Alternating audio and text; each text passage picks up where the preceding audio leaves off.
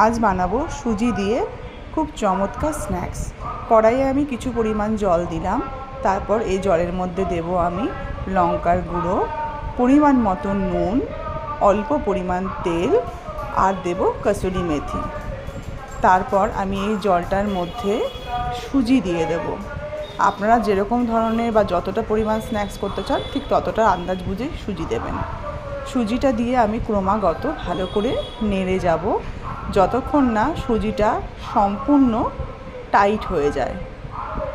দেখুন আমার এই সুজিটা সম্পূর্ণ জলটাকে সোক করে টাইট হয়ে গেছে।